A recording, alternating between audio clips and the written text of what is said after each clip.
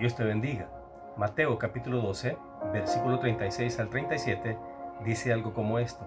Mas yo os digo que de toda palabra ociosa que hablen los hombres, de ella darán cuenta en el día del juicio, porque por tus palabras serás justificado y por tus palabras serás condenado.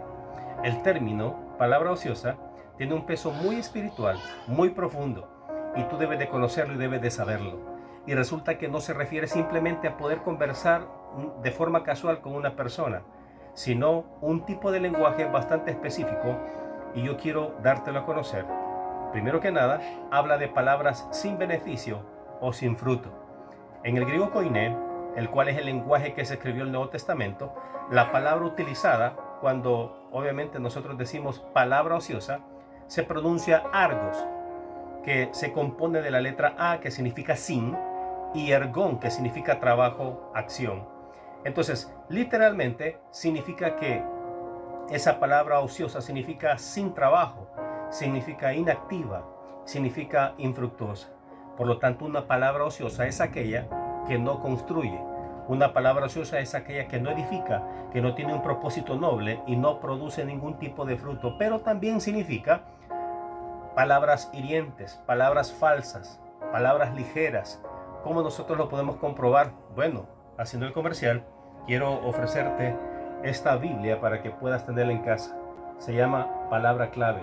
Esta Biblia, un documento muy especial, rico en mucho estudio, quiero decirte que aquí puedes encontrar lo que es un diccionario griego y diccionario hebreo. Así que puedes degustarlo el día que quieras. Y para darle seguimiento, pues palabra ociosa significa eso, hirientes, falsas o ligeras. Y los eruditos, los teólogos, suelen coincidir en que las palabras ociosas abarcan, por ejemplo, el chisme y la murmuración. ¿Qué significa eso? Significa hablar por hablar de la vida de los demás, dañando reputaciones sin necesidad. También significa hipocresía, el cual es hablar cosas piadosas con la boca, pero tener el corazón lleno de malas intenciones. De hecho, Jesús dice justo después de confrontar a los fariseos, quienes lo estaban criticando con malas intenciones. Luego podemos encontrar la mentira y la ligereza, los cuales son promesas que no se cumplen, o hablar sin pensar en las consecuencias y el impacto que causamos en los demás. Y el significado de la frase dar cuenta, esto se refiere a la advertencia que apunta a la responsabilidad consciente del ser humano. En la antropología bíblica, es decir, una disciplina teológica que estudia al ser humano desde la perspectiva de las Sagradas Escrituras. Esta enseña que las palabras no se las lleva el viento. ¿Por qué razón? Porque son el reflejo directo de lo que hay en el interior de una persona. De hecho, unos versículos antes, el mismo pasaje dice, de la abundancia del corazón habla la boca. Por lo tanto, dar cuentas de las palabras ociosas significa que el juicio divino, o en el juicio divino, el lenguaje de una persona será usado como una especie de termómetro espiritual de su verdadero carácter.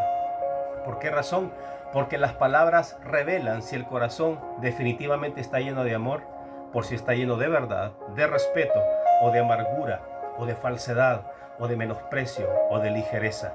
Mírame, Giovanni, pero fíjese que yo no conocía eso que usted habla, para que alguien aquel día me venga a pedir cuentas de algo que yo no sabía. Bueno, déjame decirte que ese comentario parece muy inteligente, pero si te das cuenta, por ejemplo, en las escuelas o en los colegios, resulta que a nosotros nadie nos habla, ¿verdad?, de las leyes de nuestro país.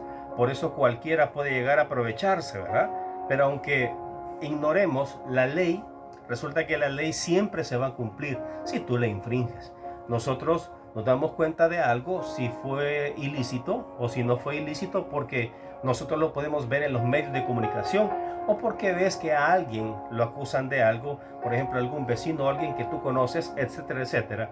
Entonces, es así como nosotros llegamos a conocer de algunos casos. De lo contrario, tú puedes infringir la ley por ignorancia, ¿verdad? De hecho, en el sistema legal aquí en El Salvador, este concepto se conoce como error de prohibición, el cual se basa en el principio jurídico que la ignorancia de la ley no excusa de su cumplimiento. Eso está en el artículo 8 y obviamente que está regulado por el artículo 28 del Código Penal de El Salvador.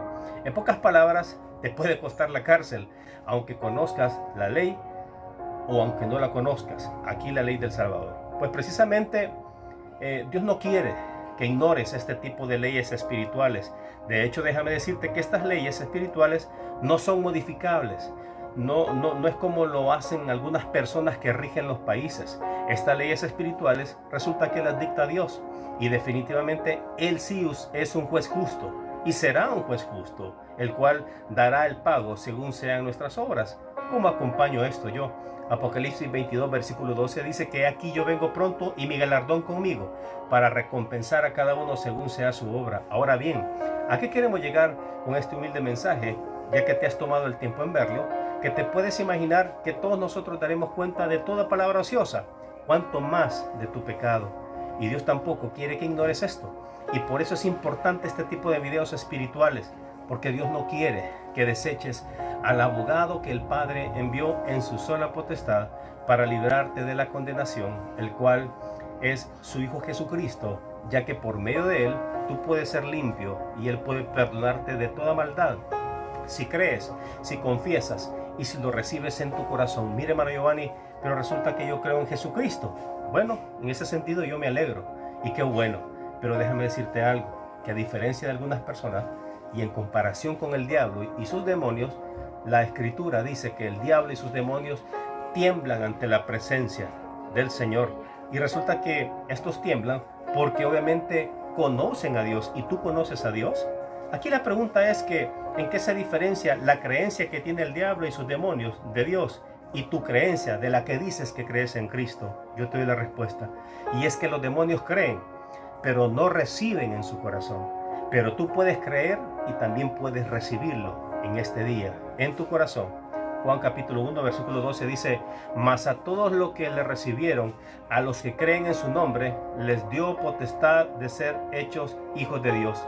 Y resulta que la Nueva Traducción Viviente, en Proverbios 23, versículo 26, dice: hijo mío, dame tu corazón y que tus ojos se deleiten en seguir mis caminos.